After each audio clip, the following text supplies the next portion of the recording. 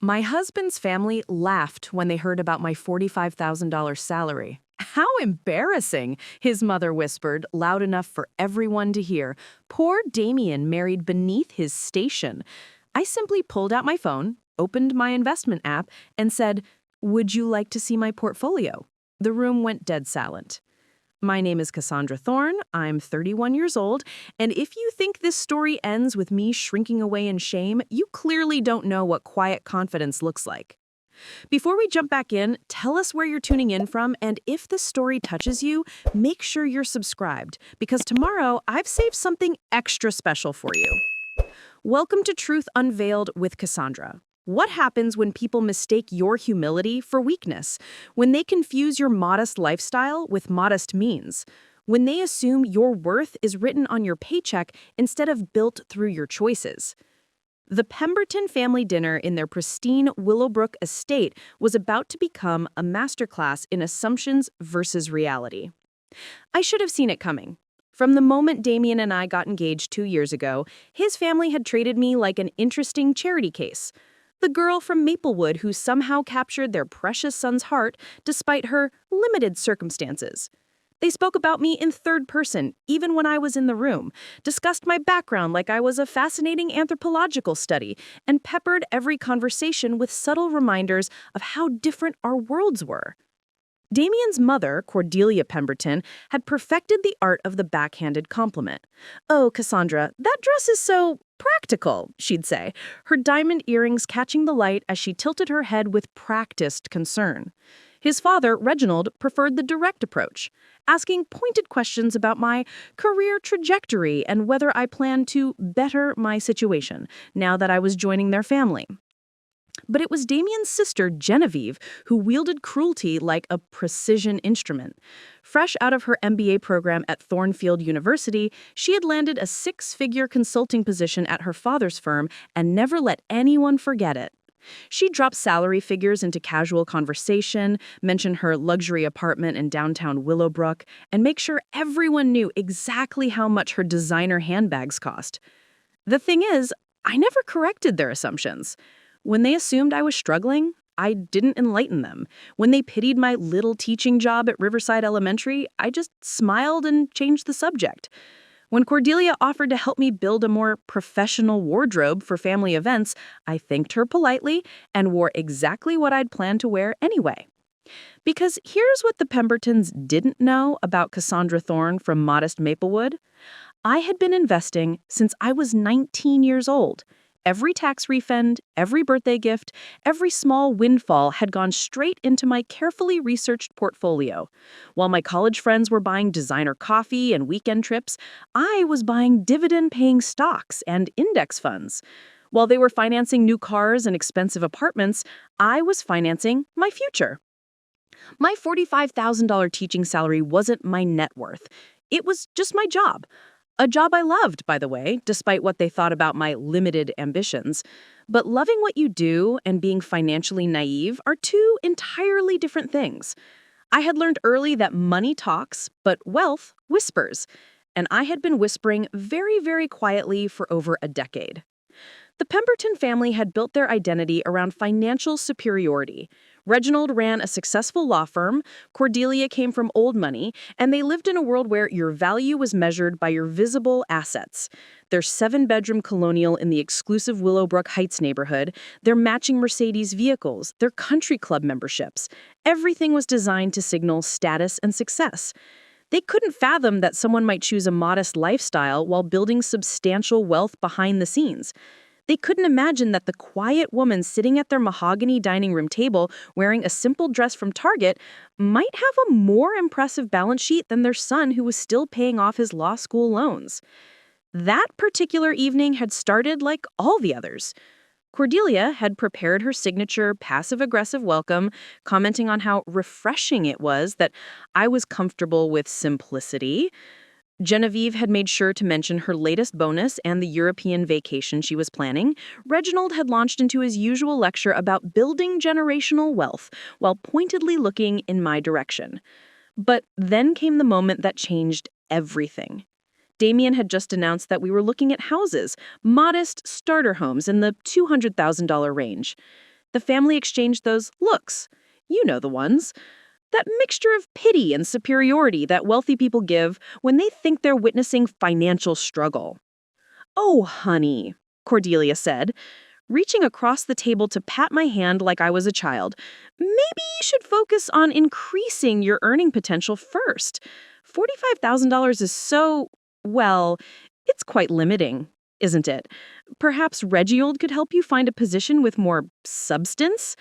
That's when Genevieve delivered the line that would haunt her for months afterwards.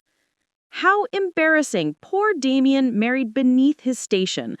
I mean, what can you even contribute to a marriage on a teacher's salary? It's basically poverty wages. The room fell into that particular kind of silence that follows a verbal slap. Damien started to object, but I held up my hand. For 2 years, I had absorbed their condescension with grace. For 2 years, I had let them assume and judge and pity. For 2 years, I had been the humble fiancé who knew her place. But something shifted in that moment. Maybe it was the word embarrassing. Maybe it was the way they spoke about my beloved profession like it was shameful. Maybe it was just time for the truth to come out. I pulled out my phone with the same calm energy I used when explaining math concepts to my 4th graders. My voice was steady, almost conversational. "Would you like to see my portfolio?" And that's when the Pemberton family learned the difference between looking wealthy and being wealthy. To understand how we got to that moment, me holding my phone while the Pemberton family sat frozen in their leather dining chairs, you need to know the story they never bothered to ask about. The story of how a girl from Maplewood with hand-me-down clothes became someone they definitely shouldn't have underestimated. It started when I was 19, working my first summer job at Riverside Community Center. My supervisor, Mrs. Chen, was this incredible woman in her 60s who drove a 15-year-old Honda but somehow managed to send all 3 of her kids to college debt-free. During our lunch breaks, she'd talk about something called compound interest like it was magic. "Cassandra," she'd say, unwrapping her homemade sandwich, "most people think wealth is about how much you make. Smart people know it's about how much you keep and what you do with it." She showed me her investment app one day. This woman, making $38,000 as a community center coordinator, had built a portfolio worth more than most people's houses. That conversation changed everything. I went home that night and opened my first brokerage account with $500 from my summer job savings. While my friends were planning spring break trips and shopping sprees, I was researching dividend aristocrats and learning about expense ratios. They thought I was being cheap. I knew I was being strategic. For 12 years, I lived by a simple rule: pay myself first.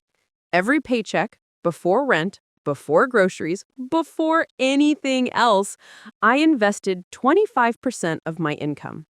When I got my first teaching job making $38,000, that meant $790 a month went straight into my portfolio. When I got raises, the percentage stayed the same, but the dollar amount grew. My friends in college used to tease me about my boring lifestyle. While they were financing new cars, I drove my reliable 2015 Toyota Camry that I bought used with cash. While they were moving into luxury apartments with granite countertops and swimming pools, I rented a modest 2-bedroom in a decent neighborhood and put the difference into index funds. While they were collecting designer handbags and expensive shoes, I was collecting shares of companies that paid dividends every quarter. The Pembertons saw my choices and assumed poverty. They saw my practical Honda and thought, struggling teacher. They saw my Target wardrobe and thought, can't afford better. They saw my modest apartment and thought, limited means.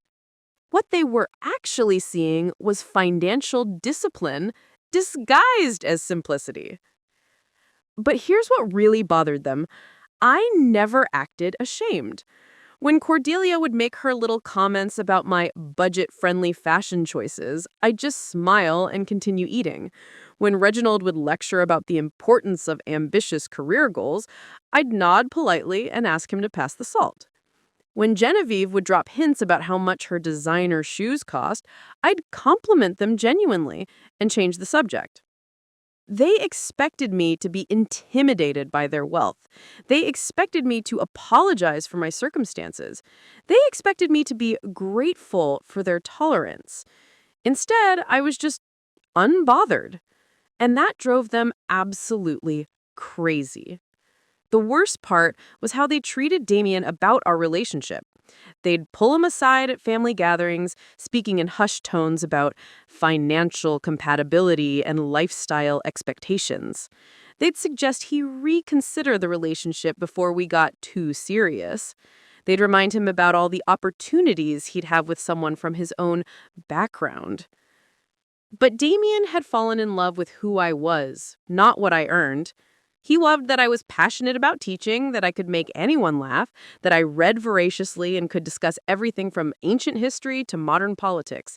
He loved that I was genuine, that I didn't care about impressing people, that I treated everyone, from his wealthy friends to the grocery store cashier, with the same respect and kindness. What Damien didn't know, what nobody knew except my financial advisor, was exactly how well my strategy had worked. For 12 years, I had been the tortoise in a world of hares. While others were sprinting toward immediate gratification, I was building something substantial, something lasting, something that would give me freedom for the rest of my life. My teaching colleagues knew I was good with money. I was the one they came to for advice about retirement planning and budgeting. But even they had no idea about the full scope of my investments. I had learned early that talking about money made people uncomfortable, that success could breed resentment, that sometimes it was better to let people think what they wanted to think. The Pembertons had built their entire relationship with me around the assumption that I was financially beneath them.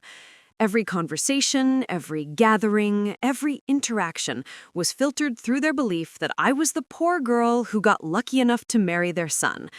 They had spent 2 years positioning themselves as my financial superiors, offering unsolicited advice about budgeting and career advancement, treating me like a charity case who needed their guidance.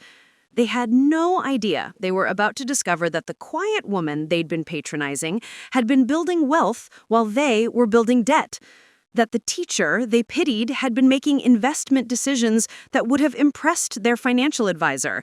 And that the girl from Maplewood they looked down on had been playing a completely different game, and winning. That night at dinner, when Genevieve delivered her final insult about poverty wages and marrying beneath his station, something crystallized for me. I had spent 2 years allowing them to maintain their illusions about my circumstances. I had absorbed their condescension with grace, deflected their pity with humor, and endured their superiority complex with patience. But suddenly, I was done.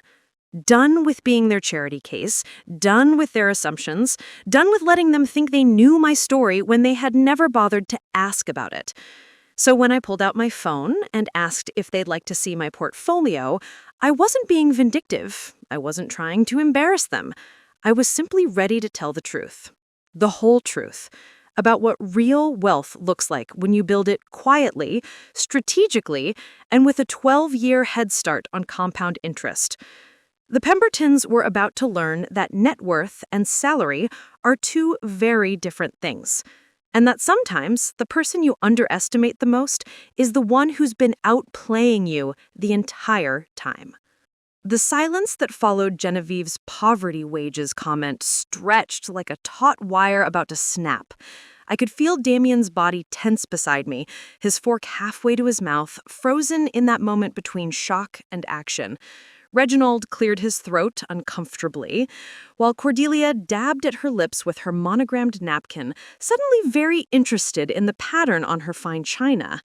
But Genevieve wasn't done. She had drawn blood, and like any predator, she could sense weakness, or what she thought was weakness. I mean, really, she continued, her voice carrying that particular brand of cruelty that only comes from someone who's never faced real consequences. $45,000? That's what I spend on my car payments and insurance in a year. How do you even survive on that? Do you have to get government assistance? Food stamps, maybe? The question hit the table like a slap. Even Cordelia winced at her daughter's bluntness.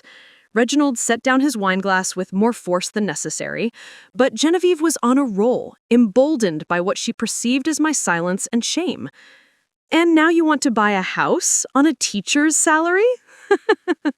She laughed, but it wasn't the kind of laugh that invited anyone to join in. It was sharp, cutting, designed to wound. Damien, sweetheart, you're going to have to carry her financially for the rest of your life. You realize that, don't you? She'll never be able to contribute anything meaningful to your partnership. That's when something inside me shifted. Not anger. Anger would have been messy, emotional, reactive. This was something colder, more precise. This was the moment when patience transforms into power.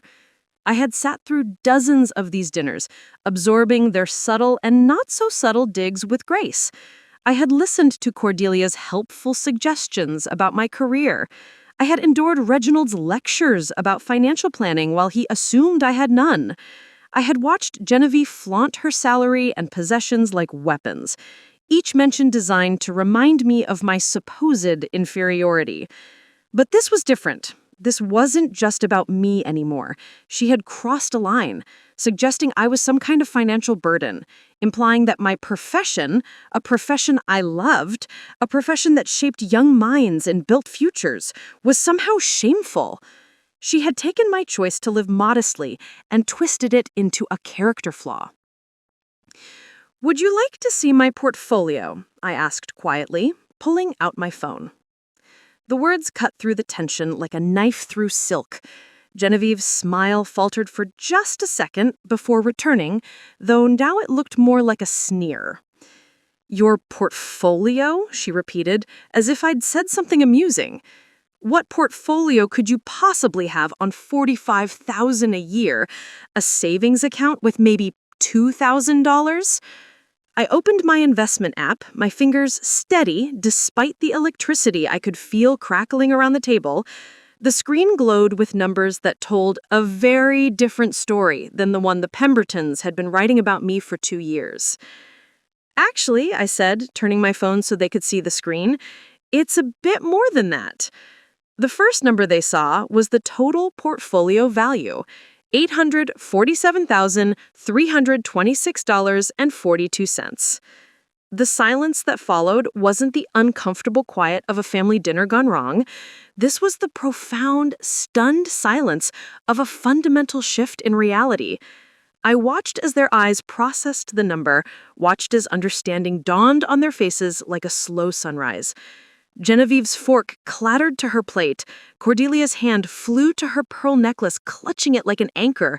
Reginald leaned forward, his reading glasses sliding down his nose as he squinted at my screen, probably wondering if he was seeing things correctly. "That's," Cordelia whispered, then stopped, apparently unable to finish the sentence. $847,326.42, I said calmly, as if I were reading the weather forecast. As of market close today. It fluctuates, of course, depending on performance. I scrolled down slightly, showing them the breakdown. This is my main investment account. I also have my 403B retirement account, which has another $156,000, and a Roth IRA with $89,000. There's also a high-yield savings account for my emergency fund, 6 months of expenses, naturally, and a separate account I use for my annual charitable giving. The numbers hung in the air like incantations, each one reshaping their understanding of who I was and what I represented. I could literally see the moment when their carefully constructed narrative about me crumbled. But how?" Genevieve stammered, her usual confidence evaporating like morning mist. "On your salary." "Compound interest," I explained, still maintaining that same calm, educational tone I used with my students. "I've been investing 25% of my income since I was 19, every paycheck without fail. Even when I was making minimum wage in college, I found a way to put something aside." I scrolled through some of my holdings, watching their faces as familiar company names appeared on the screen. Apple, Microsoft, Amazon, Google. I got into most of these years ago when the prices were much lower. Then there's my dividend portfolio.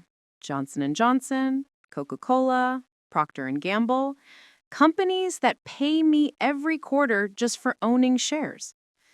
Reginald, who had built his entire identity around being the financial expert of the family, looked like he had been physically struck. "You've been investing this entire time?" "For 12 years, I confirmed. Mrs. Chen at the community center taught me about the power of starting early. She said most people wait until they think they have enough money to start investing, but by then they've missed out on years of compound growth. I decided not to make that mistake." Damien was staring at me with an expression I'd never seen before. Part amazement, part pride, part something that looked like he was falling in love with me all over again. He had known I was good with money, but even he hadn't known the full extent of my financial discipline.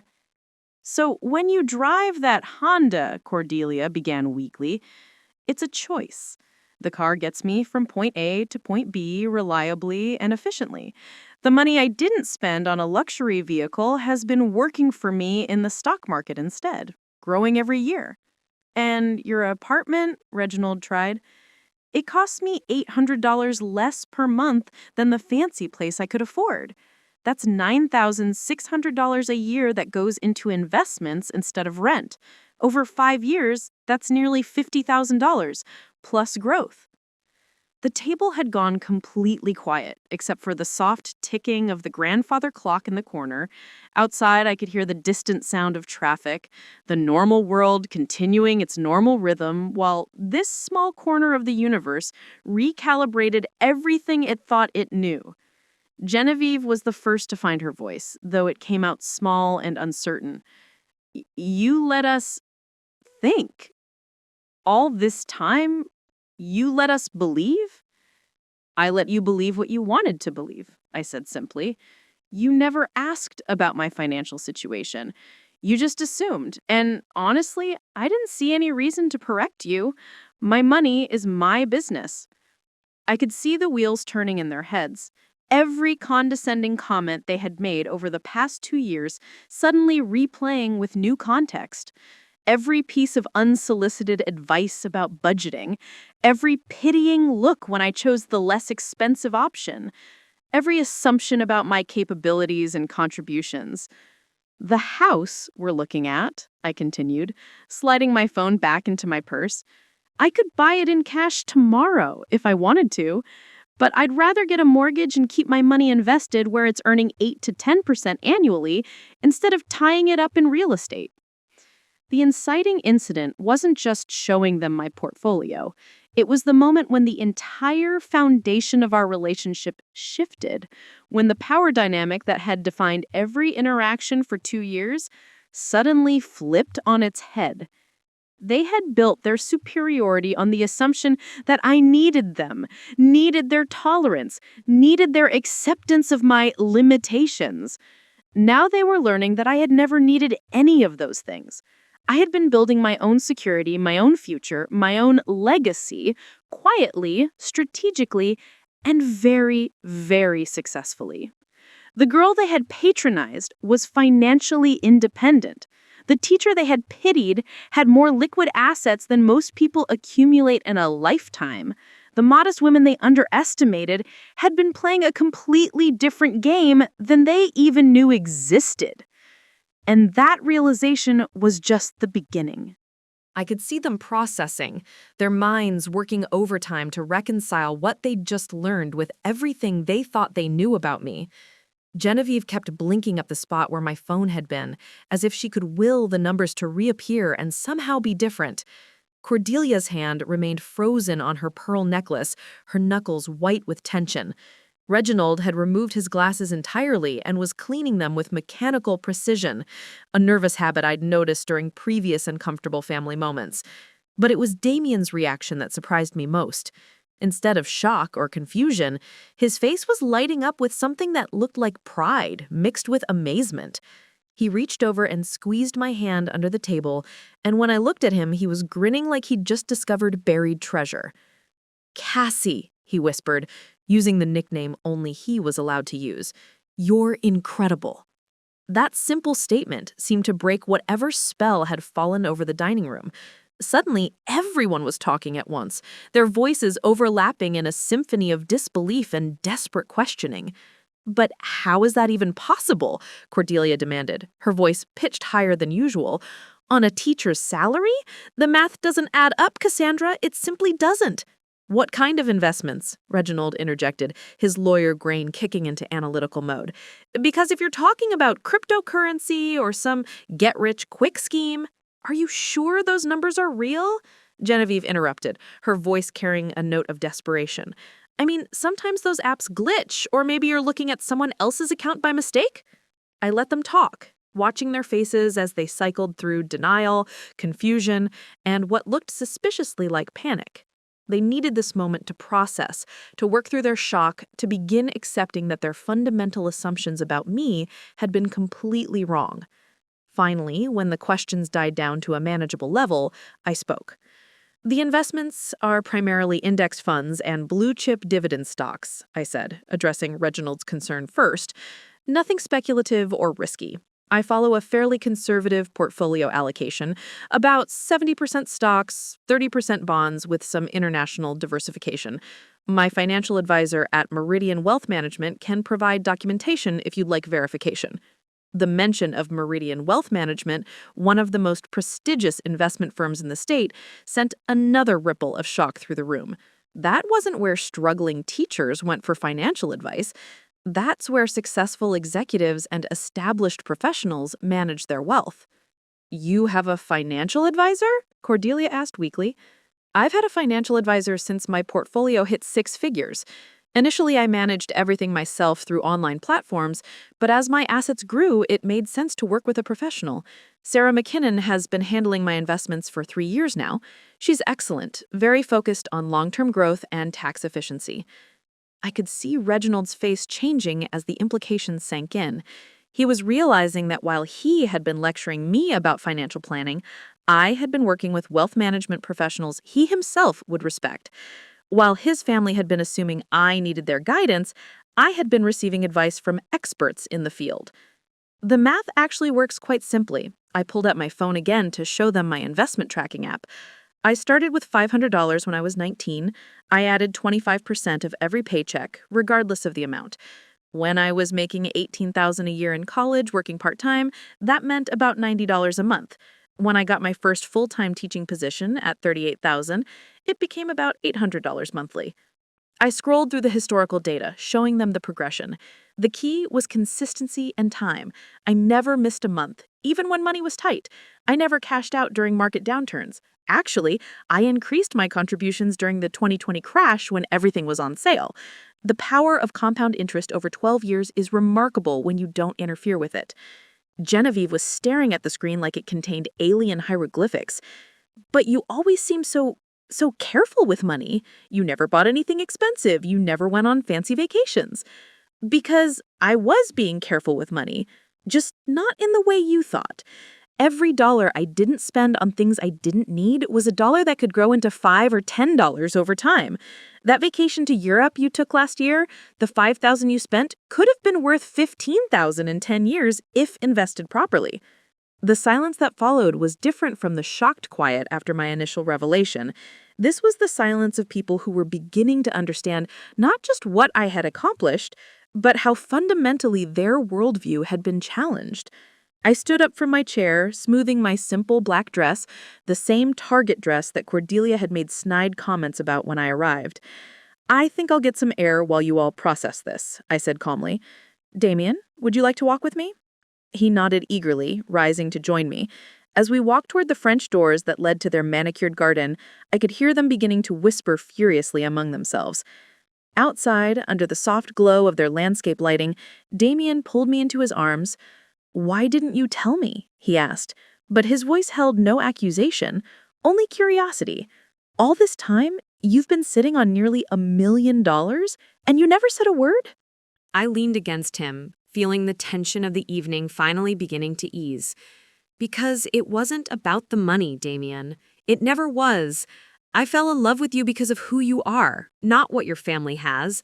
I wanted you to love me for who I am, not what I'd built. He was quiet for a moment, and I could hear his family's voices drifting through the open doors behind us. Heated, confused, occasionally rising to near-argumentative levels. Besides, I added with a small laugh, your family made it very clear that they thought I was after your money. I found it ironic, considering I probably have more liquid assets than any of them do right now. That made him laugh out loud. My God, Cassie, my sister just accused you of being a gold digger to someone who could buy and sell her condo without blinking. Through the window, we could see them still huddled around the dining table, gesturing animatedly.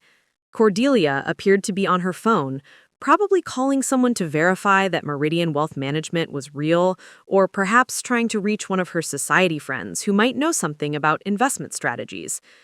What happens now? Damien asked, stroking my hair.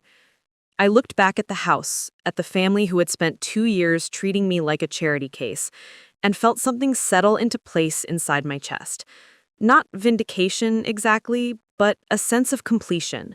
The truth was finally out, and whatever came next, it would be based on reality rather than assumptions. Now we see who they really are, I said softly. When the people who thought they were superior discover they were wrong, you learn a lot about their character. Some people apologize and grow. Others double down and get defensive. We're about to find out which category your family falls into. As if summoned by my words, the French doors opened behind us, and Reginald stepped onto the patio, his face grave and his posture formal. "Cassandra," he said, his voice carrying none of his usual patronizing tone, "I think we need to have a conversation." Reginald's formal tone should have been my first warning. When a lawyer speaks to you in that carefully measured cadence, they're usually building a case for something. I just hadn't expected him to be building a case against me. "Cassandra," he repeated, stepping fully onto the patio and closing the French doors behind him with deliberate precision. "We need to discuss this situation." Damien's arm tightened around my waist, a protective gesture that didn't go unnoticed by his father. "What situation, Dad? The situation where you've all been condescending to my fiancé for 2 years based on assumptions that turned out to be completely wrong?" Reginald held up a hand in that dismissive way lawyers do when they want to control the conversation. "Son, there are some concerns we need to address. Serious concerns about transparency and, well, about honesty within relationships." I felt something cold settle in my stomach. "Excuse me?"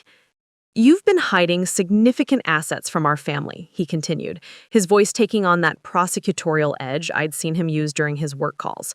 "For 2 years, you've allowed us to believe you were in a completely different financial situation. That raises questions about your motivations and your character." The audacity of it hit me like a physical blow. My character?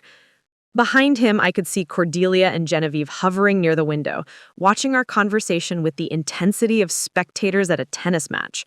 They had clearly sent Reginald out as their champion in what apparently was going to be a battle rather than an apology. "Think about it from our perspective," he pressed on, warming to his theme. "A woman with nearly $1 million lets us believe she's struggling financially.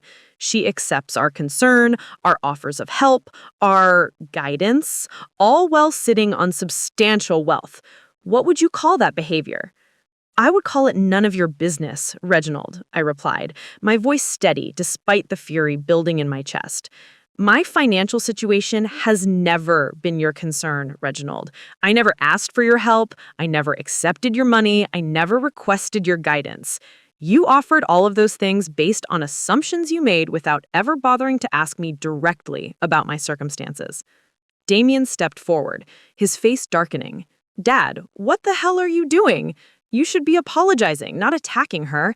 But Reginald was on a roll, his lawyer instincts fully engaged. Damien, you have to see how this looks. She's been deceptive. She has let our entire family treat her as if she needed our support when she was actually in a better financial situation than some of us do. That's manipulation. Manipulation? The word came out sharper than I had intended. I'm sorry, but exactly how have I manipulated anyone? By not correcting your incorrect assumptions? By not volunteering information about my private financial affairs to people who never asked? You could have said something, Cordelia's voice drifted from the doorway, where she had apparently been listening. She stepped onto the patio, her composure restored, but her voice carrying an edge of accusation. All those times we expressed concern for your financial situation, all those offers to help with budgeting or finding better employment, you just sat there and let us worry about you. The sheer absurdity of it was almost breathtaking. Let me make sure I understand this correctly, I said, looking between the three of them. You're angry at me because I didn't share my private financial information with you? You're upset that I let you worry about me when you never actually asked if I needed your worry? It's about honesty in relationships, Reginald insisted. It's about trust and transparency. How can Damien build a marriage with someone who keeps secrets this significant? That's when Genevieve joined the party, sliding through the French doors like reinforcements arriving at a siege. Exactly! And what else are you hiding, Cassandra? If you've been lying about money, what else have you been dishonest about? I have never lied about anything, I said, my voice rising despite my efforts to stay calm. Not once. Not ever.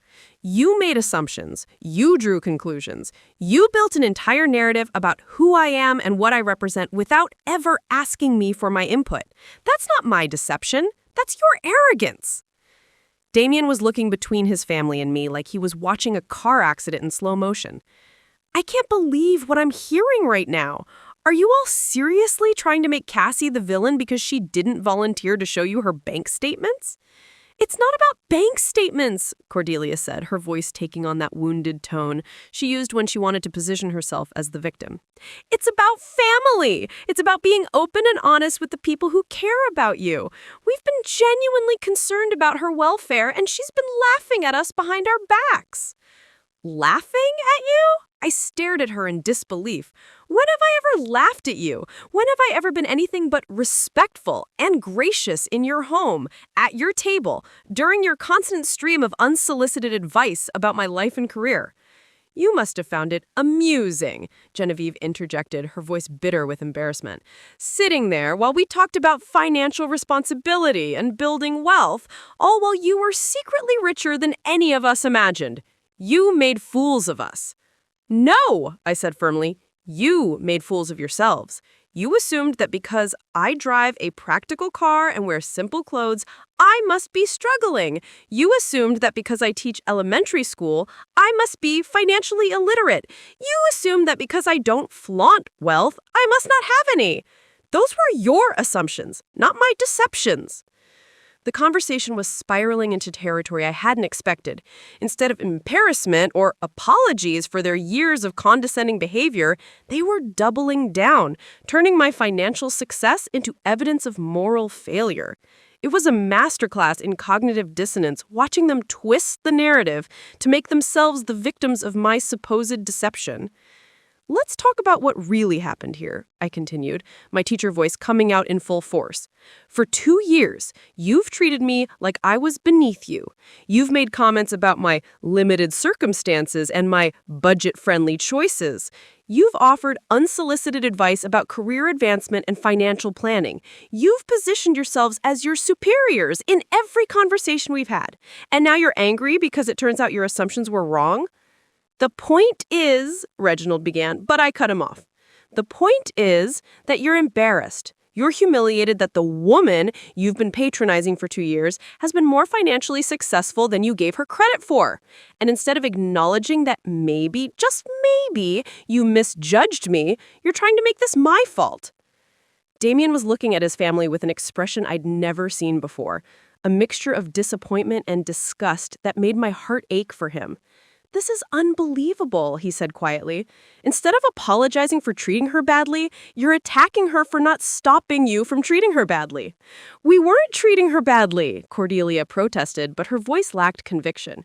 "We were being supportive. We were trying to help." "Help?" I laughed, but there was no humor in it.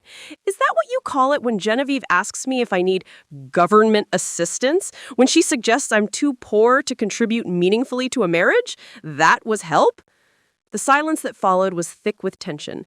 Through the window, I could see neighbors in the adjacent yard, probably wondering what kind of family drama was unfolding on the Pemberton patio at 9 o'clock on a Thursday evening. "Furthermore," I continued, my voice gaining strength, "let's address this accusation about dishonesty. I have never, not once, misrepresented my financial situation. I've never claimed to be struggling. I've never asked for money or assistance. I've never complained about my circumstances or suggested I needed help. You created an entire fantasy about my life based on external appearances, and now you're angry that the fantasy doesn't match reality?" Reginald tried to regain control of the conversation. "The issue is disclosure within family relationships. I'm not your family yet, and frankly, after tonight, I'm questioning whether I want to be." That statement hit like a bomb. Cordelia actually gasped. Genevieve's face went pale. Even Reginald looked shaken. But it was true. Standing there on their perfect patio, surrounded by their manicured garden and their righteous indignation, I was realizing something important about the Pemberton family dynamic. They didn't want equality in relationships. They wanted hierarchy. They didn't want honesty. They wanted confirmation of their superiority. And when that confirmation was threatened, they would twist any situation to restore their position at the top. The woman they thought was poor and grateful had turned out to be wealthy and independent. Instead of celebrating my success or apologizing for their misjudgment, they were making me the villain in their story. And that told me everything I needed to know about who they really were when their carefully constructed superiority was challenged. Damien reached for my hand. "Cassie, don't let them—" "It's fine," I said, squeezing his fingers. "This is actually very educational. I'm learning exactly what kind of people I'm dealing with." The tension on the patio had reached a breaking point. I could see it in their faces. The moment when people realize they've pushed too far but are too committed to their position to back down gracefully. Damien was gripping my hand so tightly I could feel his pulse through his fingertips, rapid and angry. "You know what?"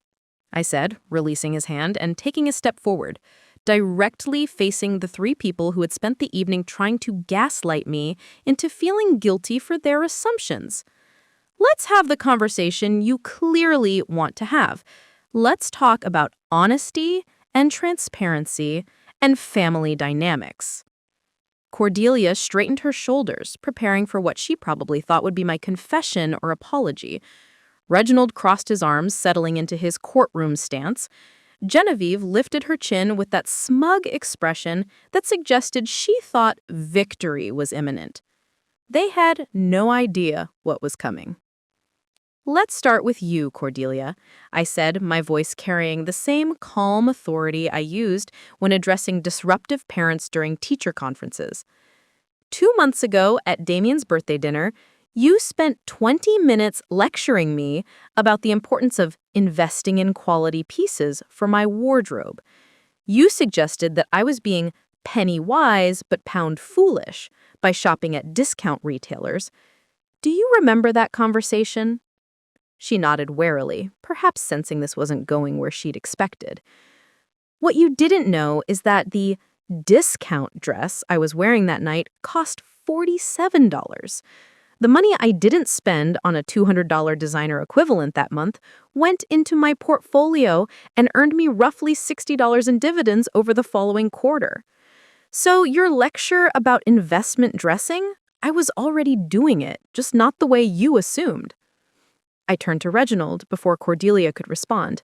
And you, Reginald, last Christmas, you cornered me in your study and spent an hour explaining compound interest and the importance of starting early with retirement planning. You were so condescending, speaking to me like I was a child who had never heard of a 401k. You even offered to connect me with your financial advisor because you were concerned about my future security. His face was starting to redden, but I wasn't finished. What you didn't know is that I was sitting there listening to you explain concepts I had been successfully implementing for over a decade. Your portfolio, which you're so proud of, the one you managed to build to about $400,000 over 30 years of legal practice, I surpassed that number 3 years ago, and I did it on a teacher's salary while you were making 6 figures annually. The number hit him like a physical blow. I could see him doing the math, realizing that his decades of superior financial planning had been outpaced by someone he considered financially naive. But the real conversation we need to have is with you, Genevieve, I said, turning to face Damien's sister fully, because you've been the most openly cruel about what you perceived as my financial inadequacy. She tried to interrupt, but I held up my hand with the same gesture I used to quiet a classroom full of excited fourth graders. Remember last spring at your graduation celebration? You made a point of mentioning that your starting salary at your father's firm was more than I'd probably ever make as a teacher. You suggested that it must be frustrating for me to work so hard for so little recognition and compensation. You actually said, and I quote, "I don't know how you stand being so limited in your options." Her mouth opened and closed, but no sound came out. Here's what you didn't know, Genevieve. That month, my investment dividends alone were more than your biweekly paycheck. The stock options I exercised from my Apple holdings, stocks I bought 7 years ago when everyone thought I was wasting money on technology companies, generated more income in a single day than you earned in 2 months at your prestigious consulting position. I pulled out my phone again, opening a different app. Would you like to see my dividend income for this year? It's currently running at about $38,000 annually. That's just passive income from my investments, not counting growth or my salary. The silence that followed was deafening. I could hear a dog barking somewhere in the neighborhood, the distant hum of traffic, the rustle of wind through their expensive landscaping. But from the 3 people standing on the patio with me, nothing. But what really bothers me, I said, my voice dropping to a more conversational tone that somehow carried more weight than shouting would have, is not that you made assumptions. People make assumptions all the time. What bothers me is that when presented with evidence that your assumptions were wrong, your immediate response was to attack me for your mistake. I looked at each of them in turn. Instead of saying, "Wow, we misjudged you, we're sorry," you chose to make me the villain in your story. Instead of being happy that your son is marrying someone with financial stability and intelligence, you decided I was somehow deceptive for not correcting assumptions I never asked you to make. Cordelia finally found her voice, though it came out smaller than usual. "We were just trying to help." "No," I cut her off firmly. "You were trying to maintain your position in a hierarchy that existed only in your minds. You needed me to be financially inferior to you because it made you feel superior. When that turned out not to be true, you couldn't handle the cognitive dissonance, so you decided to make it my fault." Reginald cleared his throat, his lawyer instincts finally kicking in with a different approach. "Perhaps we all got a bit heated. The important thing is that we're family, and families work through these misunderstandings." "Are we family, though?" I interrupted, and the question hung in the air like a challenge. Because families typically support each other's successes. They celebrate each other's achievements. They don't spend 2 years making someone feel small and then get angry when that person turns out to be more successful than they expected. I turned to look at Damien, who was staring at his family with undisguised disappointment. "Your son is marrying someone who has built substantial wealth through discipline, planning, and intelligent decision-making. Someone who has achieved financial independence while working in a profession she loves. Someone who has consistently made choices that prioritize long-term security over short-term gratification." I turned back to face them. Those should be qualities you admire in a daughter-in-law. Instead, you're treating them like character flaws because they don't fit the narrative you created about who I am and what I represent. The truth was finally out there, not just about my financial situation, but about the toxic dynamics that had been poisoning our relationship from the beginning.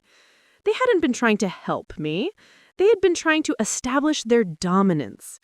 They hadn't been showing concern. They had been exercising superiority. And when that superiority turned out to be based on false assumptions, they couldn't handle the reality. So here's where we stand, I said, my voice steady and clear. You can choose to acknowledge that you misjudged me, apologize for 2 years of condescending behavior, and move forward with actual respect for who I am, rather than assumptions about who you thought I was. But understand this, I will not apologize for my success, I will not feel guilty for your assumptions, and I will not tolerate being treated as inferior by people who have consistently demonstrated that they know less about financial planning and wealth building than I do. The ball was in their court now. Everything that happened next would show me exactly what kind of people they really were, and exactly what kind of family I might be marrying into. The ultimatum hung in the evening air like a sword suspended by a thread. I could see the wheels turning in their heads, each of them processing what I'd just presented, acknowledge their mistakes and change, or lose me entirely. The choice seemed simple enough, but I was learning that pride makes even the simplest decisions complicated. Reginald was the first to respond, and his words sealed the fate of our relationship forever. He said, "No, see here, young lady. You don't get to come into our home and make demands. You don't get to threaten this family because we're concerned about your motivations." The phrase young lady hit me like a slap.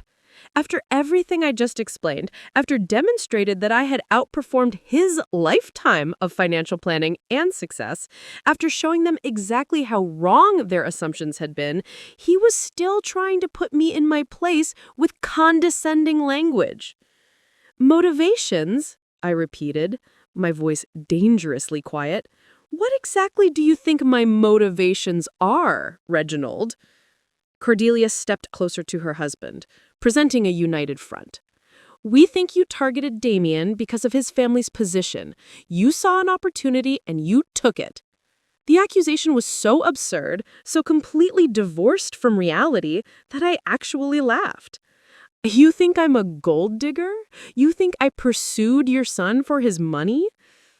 "It makes sense," Genevieve chimed in, her voice gaining strength as she warmed to this new narrative. "You hide your assets, play the poor struggling teacher, make him feel like he needs to take care of you.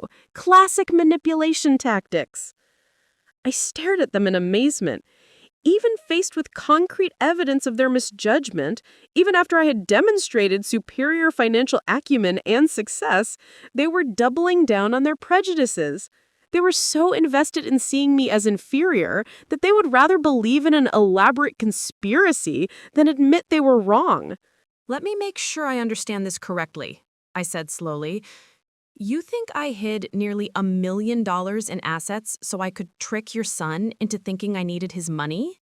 You think I pretended to be poor so I could, what exactly, access his family's wealth?"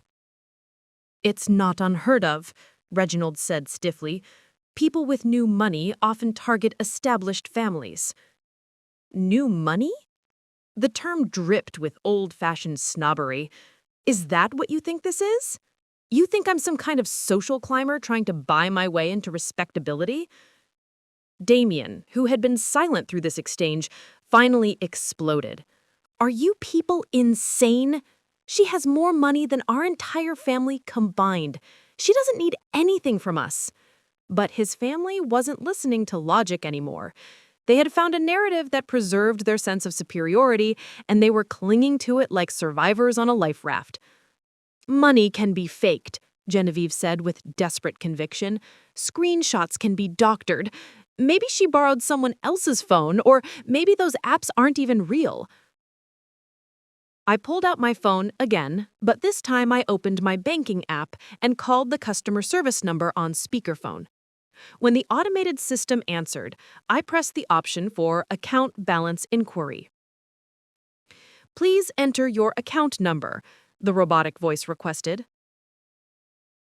I entered my primary investment account number, followed by my PIN. The family watched in stunned silence as the automated system announced, "Your current balance is $849,273.16. I hung up and immediately called my bank's main number, again on speakerphone. When a human representative answered, I provided my account information and requested my current balance for my high-yield savings account. "Certainly, Miss Thorne. Your current balance is $62,412.38. I thanked the representative and ended the call. The silence that followed was absolute. "Still think it's fake?" I asked quietly. But instead of backing down, instead of finally accepting reality, they pivoted to yet another attack. "This just proves our point," Cordelia said, her voice shaking with what sounded like genuine fear. "No one accumulates that kind of money legitimately on a teacher's salary. There's something you're not telling us." The implication was clear, and it was the final straw. They were now suggesting that my wealth was somehow ill-gotten, that I was possibly involved in something illegal or unethical. Rather than admit their assumptions were wrong, they were creating increasingly elaborate theories to avoid facing the truth. Damien stepped between me and his family, his face darker than I'd ever seen it. "That's enough. That's more than enough." He turned to face them fully, and when he spoke, his voice carried a finality that made everyone on the patio go very still. "I have watched you treat the woman I love with condescension and disrespect for 2 years. I have watched you make assumptions about her worth based on her clothing and her car and her job. I have watched you offer her unsolicited advice about finances while she was quietly building wealth that surpasses anything this family has ever achieved." His voice was rising, years of frustration finally finding their outlet. "And now, when presented with undeniable proof that you were wrong about everything, instead of apologizing, instead of showing an ounce of humility or grace, you're attacking her character and suggesting she's some kind of criminal?" Cordelia reached toward him. "Damien, sweetheart, we're just concerned." "No," he cut her off sharply. "You're not concerned. You're embarrassed. You're humiliated that the woman you've been looking down on for 2 years has been more successful than any of you. And rather than deal with that embarrassment like adults, you're making her the villain in your story." He took my hand, his grip firm and protective. "Well, here's the thing. She's not the villain. She's the woman I'm going to marry. And if you can't treat her with respect, if you can't acknowledge that you were wrong and apologize for your behavior, then you won't be part of our life together."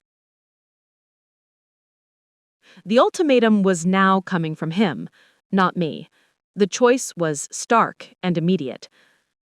Reginald drew himself up to his full height, his face rigid with wounded pride. "You would choose her over your own family, over the people who raised you and supported you your entire life?" "I'm choosing the woman who loves me for who I am, not what I represent. I'm choosing the person who has shown more integrity and strength in one evening than this family has shown in 2 years. I'm choosing someone who built a fortune through discipline and hard work while you were judging her for not flaunting it." He paused, and I could see the pain in his eyes at what he was about to say next. "If that means choosing her over you, then yes, that's exactly what I'm doing." Genevieve gasped. Cordelia actually staggered backward. Reginald's face went through a series of expressions: shock, anger, disbelief, and something that might have been fear. "You can't mean that." Cordelia whispered. I absolutely mean it, he said firmly. You've shown me who you really are tonight. All of you. When your assumptions were challenged, when your sense of superiority was threatened, you chose to attack rather than acknowledge your mistakes. You chose cruelty over kindness, pride over humility. He squeezed my hand tighter. Cassie has spent 2 years being gracious in the face of your condescension. She's been patient with your assumptions and respectful despite your disrespect. She's shown more class in one evening than this entire family has shown since I've known her. The point of no return had arrived, and Damien had made his choice. Not just between me and his family, but between the values he wanted to embrace and the toxic dynamics he was rejecting. So here's what's going to happen, he continued, his voice steady and certain. Cassie and I are leaving. We're going to plan our wedding, buy our house, and build our life together. If you want to be part of that life, you know what you need to do. You need to apologize, genuinely apologize, for 2 years of treating her badly. You need to acknowledge that your assumptions were wrong and your behavior was unacceptable. He looked at each of them in turn. But if you're too proud to do that, if you'd rather cling to your prejudices than admit your mistakes, then you'll be missing out on knowing 2 people who have more integrity than you've shown tonight. The silence that followed was complete and devastating. This was the moment when relationships either heal or break forever. This was the moment when people show who they really are when everything is on the line. And the Pemberton family's response would determine not just the future of my relationship with them, but whether Damien would have a family at all. 3 months later, I was sitting in the sunlit breakfast nook of our new home, sipping coffee from a mug that read, World's Okayest Teacher, a gift from my 4th grade students, and scrolling through emails on my tablet. The morning light streamed through the windows of our beautiful colonial in Maplewood Heights, the same neighborhood where I'd grown up, but in a house that would have been impossible for my parents to afford back then. We closed on the house 6 weeks earlier, paying cash, as I'd mentioned that fateful night at the Pemberton dinner. The look on the realtor's face when I'd written a check for $425,000 without blinking had been almost comical. Word travels fast in real estate circles, and apparently the story of the quiet teacher with the $1 million portfolio had become something of a local legend. Damien walked into the kitchen wearing his favorite weekend outfit, jeans and a Georgetown Lost sweatshirt that had seen better days, carrying 2 pieces of mail that made him grin. You're going to love this, he said, setting down the first envelope. It's from Meridian Wealth Management. I opened it to find a letter from Sarah McKinnon, my financial advisor, informing me that I'd been selected to speak at their annual client symposium about building wealth on any income. Apparently, my story had impressed not just Sarah, but the entire management team at the firm. They want you to share your strategy with their other clients, Damien said, reading over my shoulder. 12-year wealth-building plan, disciplined investing, the power of compound interest. You're going to be the poster child for smart financial planning. The second piece of mail was even better.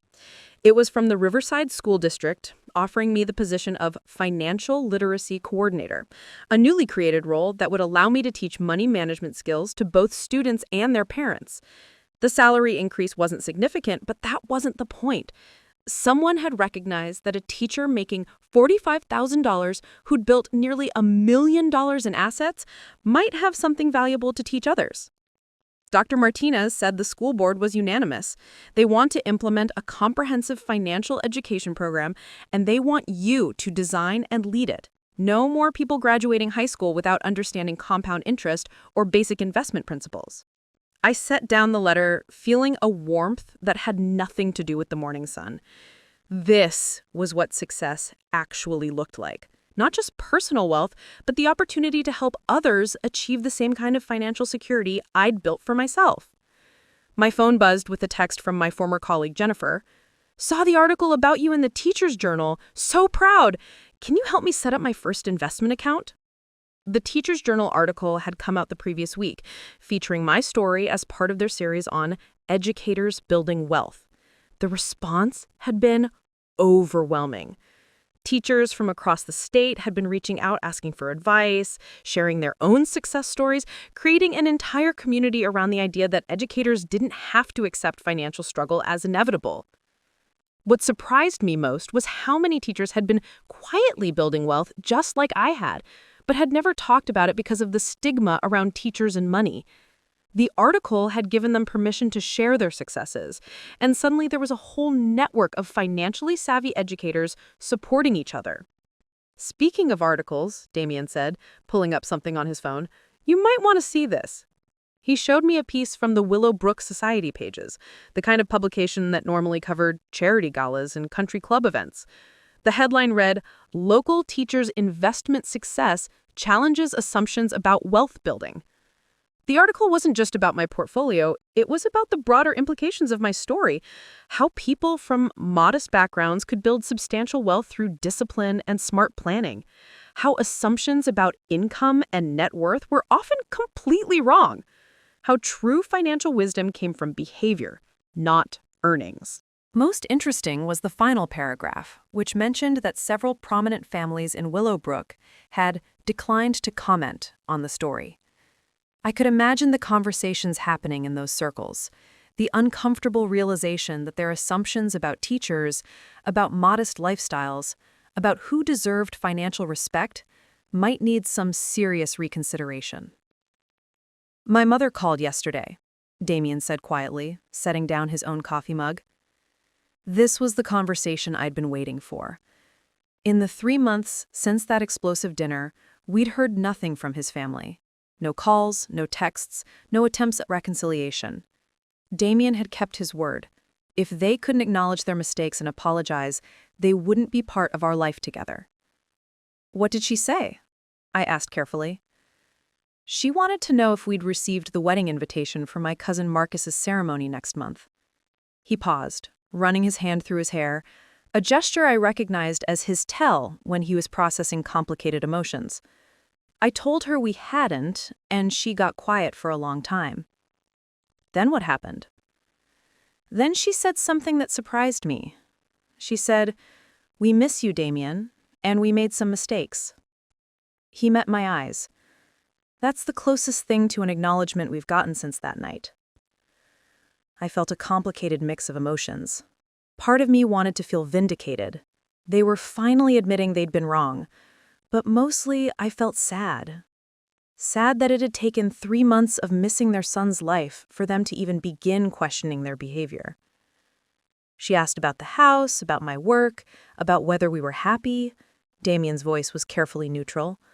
I told her we were very happy, that you were getting recognition for your financial expertise, that we were building a life together based on mutual respect and shared values. How did she respond to that? Long silence. Then she said, "She sounds like a remarkable woman.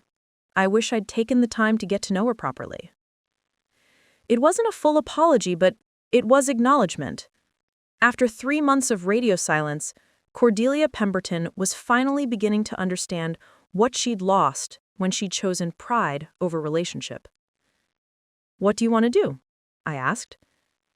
Damien was quiet for a long moment, staring out at our garden where we'd planted vegetables and herbs, practical choices that would save money on groceries while providing the satisfaction of growing our own food. "I want to see if they're capable of real change," he said finally. "Not just missing me enough to make a phone call, but actually examining their behavior and committing to be different." I nodded. That seemed fair. People could change, but it required genuine recognition of their mistakes, not just regret about consequences. I told her that if they wanted to rebuild our relationship, they needed to start with a real apology to you. Not just acknowledgement that mistakes were made, but taking responsibility for 2 years of condescending behavior based on false assumptions. The morning sun had moved higher, warming the kitchen and highlighting the simple, comfortable beauty of our space. We'd furnished it carefully, choosing quality pieces that would last decades rather than trendy items that would need replacing. Every choice reflected our shared values: long-term thinking, financial wisdom, understated elegance. "Whatever happens with your family," I said, reaching across the table to take his hand, We've built something beautiful here. We've created a life based on honesty, respect, and shared goals. That's worth more than any amount of money." He smiled, the kind of smile that had made me fall in love with him in the first place. "Speaking of our life together, I have some news that might interest you." He pulled out his phone and showed me an email from his law firm.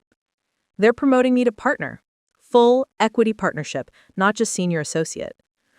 I gasped, jumping up to hug him. This was huge, the recognition he'd been working toward for years. The managing partner said they were impressed with how I handled the Patterson merger, but also with my mature perspective on work-life balance and long-term planning. He grinned. Apparently, buying a house with cash and having a financially independent wife made them take notice of my stability and judgment. As I held him in our sunny kitchen, surrounded by the life we'd built together, I realized something profound. The Pemberton family had tried to make me feel small, had attempted to define me by their assumptions of my worth. But in rejecting their narrow view of success, in choosing to live by my own values rather than their expectations, I'd found something much more valuable than their approval. I'd found a partner who loved me for who I really was. I'd found professional recognition for skills they'd never bothered to acknowledge. I'd found a community of people who respected my achievements rather than dismissing them. Most importantly, I'd learned that true wealth wasn't just about the numbers in my portfolio, though those were certainly satisfying. True wealth was having the freedom to make choices based on your values, the security to weather any storm, and the confidence that came from knowing you'd built something lasting through your own effort and discipline. The girl from Maplewood who'd learned about compound interest during summer breaks had become a woman who had transformed not just her own life, but the lives of everyone around her. And that transformation was just getting started. 6 months later, I stood at the podium of the Grand Ballroom at the Willowbrook Country Club, the same exclusive venue where the Pemberton family had their membership, the same place where they'd once suggested I could never afford to belong. But I wasn't there as a member. I was there as the keynote speaker for the Regional Financial Literacy Conference, addressing an audience of 300 educators, financial advisors, and community leaders. The irony wasn't lost on me. When I started investing at 19, I began, looking out at the sea of faces. I wasn't trying to prove anything to anyone. I wasn't trying to build wealth to impress people or gain status. I was simply following advice from a wise mentor who taught me that money could work for me instead of the other way around. In the audience, I spotted several familiar faces. Sarah McKinnon from Meridian Wealth Management sat in the front row, beaming with pride. Dr. Martinez from the school district was there with several board members, all nodding approvingly. Teachers from across 3 counties filled the middle sections, notebooks out, ready to learn. And in the back, almost hidden behind a pillar, I saw someone I hadn't expected. Cordelia Pemberton. The most important lesson I learned, I continued, maintaining my composure despite the surprise, wasn't about stock picks or market timing. It was about the difference between looking wealthy and being wealthy. It was about understanding that true financial security comes not from what others see, but from what you consistently do when no one is watching. After my presentation, during the networking reception, I made my way through the crowd of people wanting to discuss investment strategies, compound interest, and financial education. Teachers shared their success stories. Parents asked about starting college funds for their children. Financial advisors requested copies of my presentation materials. I was deep in conversation with a group of young educators when I felt a gentle tap on my shoulder. I turned to find Cordelia Pemberton standing there, looking smaller and more uncertain than I had ever seen her. "Cassandra," she said quietly, "might I have a word?" I excused myself from the group and followed her to a quieter corner of the ballroom near the floor-to-ceiling windows that overlooked the club's immaculate gardens. "I wasn't sure if you'd seen me," she began, her voice barely above a whisper. "I didn't want to interrupt your evening, but I couldn't leave without speaking to you." She looked different than she had 6 months ago. The rigid confidence was gone, replaced with something that looked like genuine humility. Her designer outfit was as impeccable as always, but she wore it without the previous air of superiority.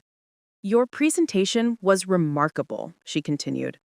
"Hearing you speak about building wealth, about discipline and long-term thinking, I realized how much I didn't understand about what you'd accomplished."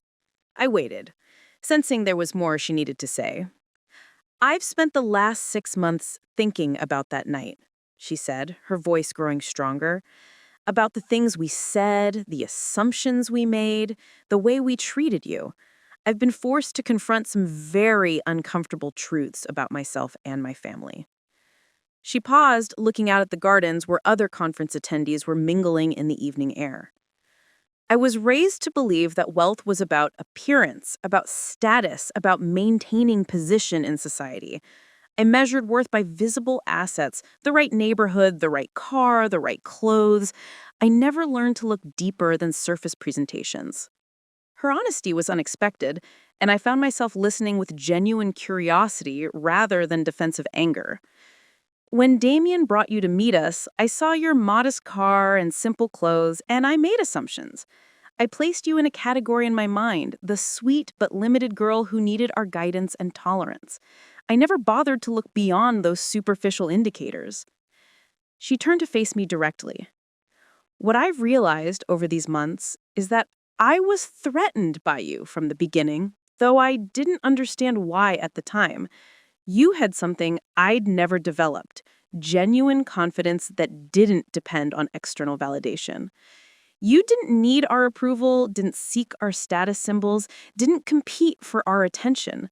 That independence made me uncomfortable, so I tried to diminish it by treating you as financially naive."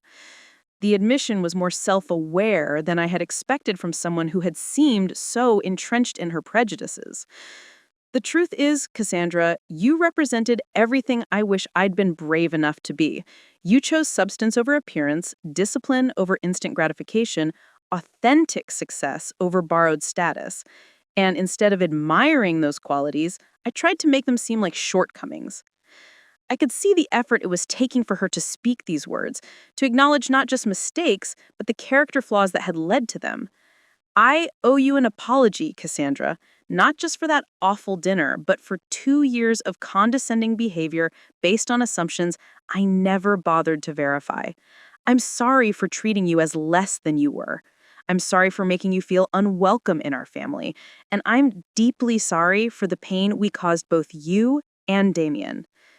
The apology was more complete and genuine than I had dared hope for, but I needed to know if she truly understood the full scope of what had happened. "What changed your mind? What made you finally see the situation differently?" She smiled, though it was tinged with sadness. "Missing my son's life. Realizing that my pride had cost me the chance to know the remarkable woman he loves. But also watching you from a distance these past months.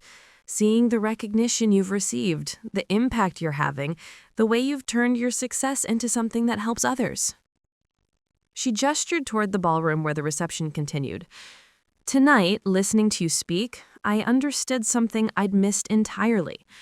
You didn't build wealth to prove anything or gain status. You built it to create freedom, security, and the ability to make choices based on your values rather than your circumstances. That's wisdom I wish I'd possessed at your age." The conversation was interrupted by Damien's arrival. He'd been at a legal conference in the city, but had driven straight to the country club to catch the end of my presentation. His face showed surprise and uncertainty when he saw his mother and me talking.